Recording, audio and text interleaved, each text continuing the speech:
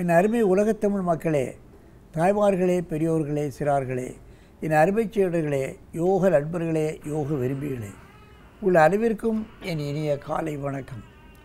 கலைஞர் தொலைக்காட்சி நிகழ்ச்சியில் நலமுடன் வாழ என்னும் பிரிவில் யோகாசனத்திற்கு அதிக முக்கியத்துவம் கொடுத்திருப்பதை நீங்கள் அறிவீர்கள். ஏன் முக்கியத்துவம் கொடுத்திருக்கிறது என்பதையெல்லாம் பலமுறை நான் சொல்லியிருக்கின்றேன். அந்த நிலையில் நமது அரங்கிற்கு என சீடர் அண்ணாதுரை என்பவர்கள் வள்ளலார் யோகா பயிற்சி நிலையம் என்று ஆவடியில் சென்டர் வச்சு நடத்தி கொண்டிருக்கிறார்கள். அவருடைய மாணவர்கள் ஆகாஷ் 9 வயது 3ஆம் வகுப்பு, சாரிகா 5 வயது யூகேஜி. அவர்கள் இப்பொழுது பர்ஸ்வ கோண ஆசனத்தை செய்யப் போகிறார்கள். என் அருமை குழந்தைகளே, நீங்கள் எழுந்து பர்ஸ்வ கோண ஆசனத்தை செய்யுங்கள். எழுந்துருங்க.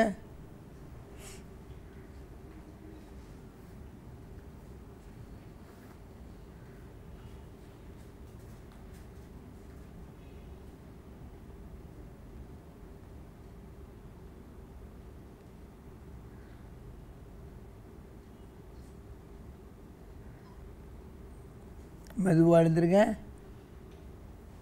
அப்படியே ஆப்போசிட் சைடு போ.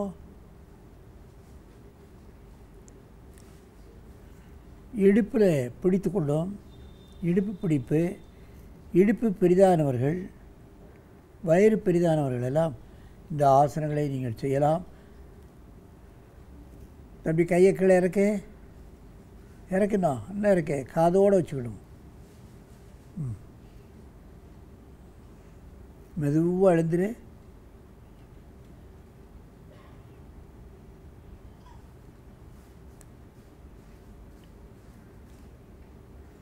இப்போ ஒருவருக்கு ஒரு நேராக பார்த்து கொண்டு வந்து ஆசனத்தை செய்யுங்கள். Turn left side. நீ வலது திரும்ப. டேய், இங்கே பாரு. கால அகலமாக வச்சு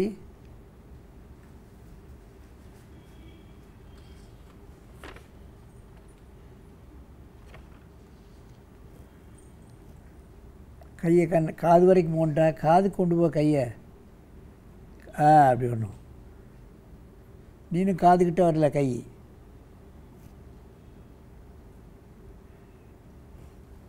இது சின்ன குழந்தைகள் நன்றாக விளைகிறது.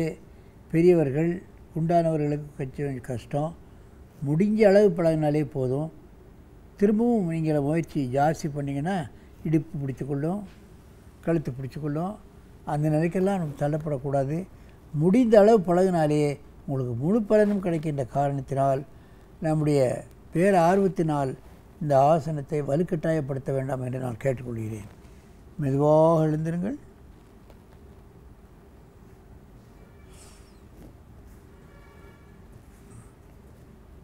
அந்த பக்கம் போங்க.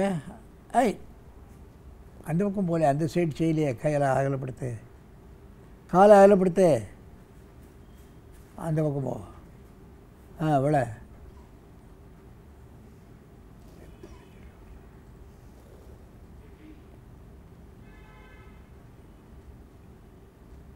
இடுப்பில் சதை குறைதல், பந்து கிண்ண முட்டு, கால் பந்து கிண்ண முட்டெல்லாம் பலன் பெறும்.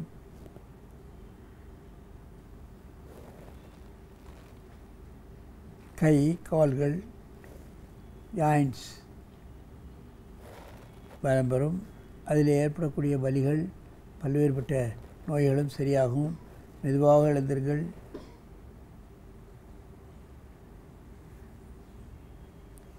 இந்த பக்கம்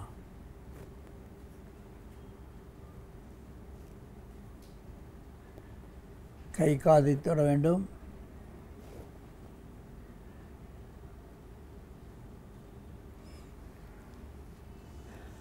முதுகெலும்பு விரைப்பாக உள்ளவர்கள், இடுப்பு விரைப்பாக உள்ளவர்கள் எல்லோரும் முரட்டுத்தனமாக இதை பழகக்கூடாது. முடிந்த அளவே செய்ய வேண்டும். முதுகு வலி, முதுகுத்தண்டு வலி, தோள்பட்டை வலி உள்ளவர்கள் மத்தியானம் செய்ய வேண்டும் என்று திருமந்திரத்தில் சொல்கிறார்கள். மெதுவாக எழுந்திருங்கள்.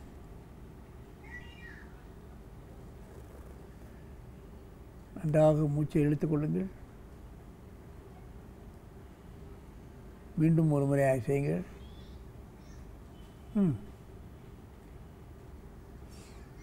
எலும்பு சம்பந்தப்பட்டவர்கள் அந்த எலும்பிலே வர நோய்க்கு